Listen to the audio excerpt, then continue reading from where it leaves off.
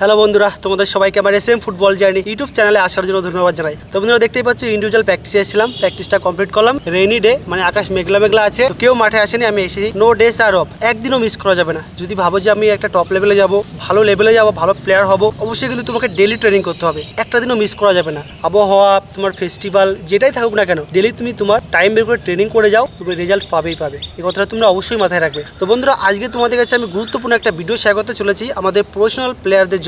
যে ট্রেনিং সেটা হচ্ছে প্লাঙ্ক মানে কোর এক্সারসাইজ। প্লাঙ্ক কিন্তু খুবই ইম্পর্টেন্ট একটা প্রফেশনাল খেলোয়াড়ের জন্য। প্লাঙ্ক বা কোর যদি আমরা না করি, যখন তখন আমাদের চোট আসতে পারে, আমাদের কেরিয়ার শেষ হতে পারে। কারণ খেলার মধ্যে এরকম মুভমেন্ট অনেক হয়, ধাক্কাধাক্কি অনেক হয়, যে কোনো মোমেন্টে লেগে যেতে পারে। আগের দিনে আমার প্র্যাকটিসে আমার পুরো এইখানটায় লেগে গিয়েছিল। তো আমরা যদি প্লাঙ্ক বা কোর এক্সারসাইজ এগুলো না করি, তো আমাদের সাথে যদি অপোনেন্ট প্লেয়ারের বডিতে পুশ হয় এবং যদি অপোনেন্ট প্লেয়ারের বডিতে প্রচুর পাওয়ার থাকে, এক পুশেই কিন্তু আমাদের ইনজুরি চলে আসতে পারে। আমাদের এই কলার বোনটা দেখতেই পাচ্ছ, এইটা কলার বোন মানে গলার যে বোনটা থাকে, এটা ভেঙে যেতে পারে, চোট আসতে পারে। তো প্লাঙ্কটা খুবই গুরুত্বপূর্ণ। তো এই ভিডিওতে আমি তোমাদেরকে গুরুত্বপূর্ণ কতগুলো প্লাঙ্ক দেখিয়ে দেবো। অবশ্যই প্র্যাকটিসের শেষে সপ্তাহে 1 থেকে 2 দিন তুমি এই প্র্যাকটিসটা রাখবে। একটা নির্দিষ্ট সময় আমি তোমাদেরকে এই ভিডিওতে জানিয়ে দেবো, তোমরা করবে, দেখবে তোমাদের কখনোই ইনজুরি আসবে না, তোমাদের এই কলার বোনে কখনোই চোট আসবে না এবং তোমাদের সোলজারে প্রচুর স্ট্রেংথ আসবে। ইজিলি অপোনেন্ট প্লেয়ারকে কভারিং দেখে তুমি বল নিয়ে বেরিয়ে দিতে পারবে এবং বল ইজিলি কভার করতে পারবে। তোমাকে অপোনেন্ট প্লেয়ার সহজে সরাতে পারবে না। খুবই গুরুত্বপূর্ণ যে ট্রেনিংগুলো দেখাতে চলেছি, অবশ্যই কিন্তু তুমি করবে চোট থেকে দূরে থাকার জন্য, প্রফেশনালি ফুটবল কেরিয়ারকে নিয়ে যাওয়ার জন্য,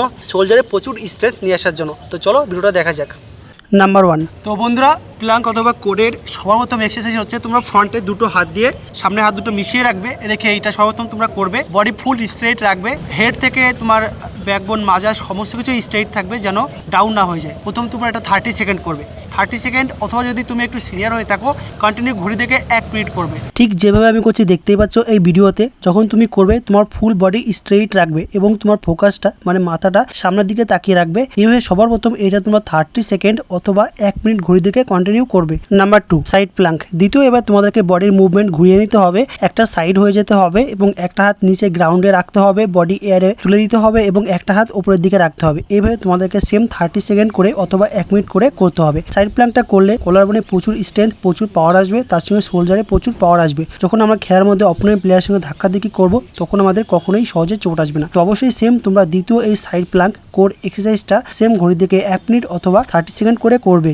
নাম্বার 3, তৃতীয় তোমাদেরকে গুরুত্বপূর্ণ যে প্লাঙ্ক কোর এক্সারসাইজ করতে হবে সেটি হচ্ছে একটা হাত গ্রাউন্ডে থাকবে এবং একটা পা গ্রাউন্ড থাকবে, অপর দিকে একটা হাত এবং একটা পা এয়ারে রাখতে হবে। তোমরা দেখতে পাচ্ছ ভিডিওতে আমি ঠিক যেভাবে করছি। তো যে হাতটা এয়ারে উঠবে তার অপোজিট লেগটাও সেম এয়ারের দিকে উঠবে। সেম তোমরা বডি ব্যালেন্স রেখে ঘড়ি থেকে 30 সেকেন্ড অথবা 1 মিনিট করে করবে, ঠিক যেভাবে আমি করছি দেখতে পাচ্ছ ভিডিওতে। নাম্বার 4, 4 নম্বরে তোমাদের গুরুত্বপূর্ণ যে প্লাঙ্ক এক্সারসাইজ করতে হবে সোলজারে কলার বোনে প্রচুর পাওয়ার স্ট্রেংথ বাড়ানোর জন্য, সেটি হচ্ছে সাইড হয়ে গিয়ে গ্রাউন্ডে একটা হাত রেখে এবং একটা পা রেখে অপোনেন্ট পা এয়ারে তুলে দিতে হবে। এয়ারে তুলে দিয়ে এইভাবে তোমাদেরকে 30 সেকেন্ড অথবা 1 মিনিট করে হোল্ড করতে হবে।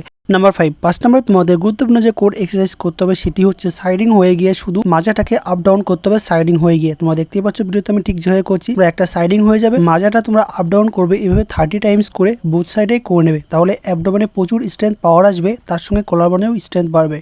Number 6, back Planck. 6 নম্বরে এবার তোমাদেরকে উল্টে ঘুরে গিয়ে ব্যাক প্লাঙ্ক করতে হবে। তোমাদের বডি ফেস ফ্রন্টে উপরের দিকে রাখবে এবং দুটো হাত গ্রাউন্ডে রাখবে, রেখে সামনের দিকে তাকিয়ে সেম 30 সেকেন্ড করে অথবা 1 মিনিট করে করবে, ঠিক যেভাবে আমি করছি দেখতেই পাচ্ছ ভিডিওতে। নাম্বার 7, 7 নম্বরে তোমাদের গুরুত্বপূর্ণ যে শেষ প্লাঙ্ক পাওয়ার এক্সারসাইজ দেখাতে চলেছি সোলজারে প্রচুর স্ট্রেংথ পাওয়ার বাড়ানোর জন্য, সেটি হচ্ছে তোমরা দেখতে পাচ্ছ ভিডিওতে ঠিক যেভাবে আমি করছি। গ্রাউন্ডে তোমরা প্লাঙ্ক পজিশন নেবে, নিয়ে আবার জাম্প করে উঠে যাবে, সেম আবার প্লাঙ্ক পজিশন নেবে। এভাবে তোমরা 20 টাইমস অথবা 25 টাইমস করে 2 টাইমস করবে, তাহলে দেখবে সোলজারে প্রচুর স্ট্রেংথ, প্রচুর পাওয়ার ডেভেলপ করবে, তোমার কখনোই ইনজুরি বা চোট আসবে না।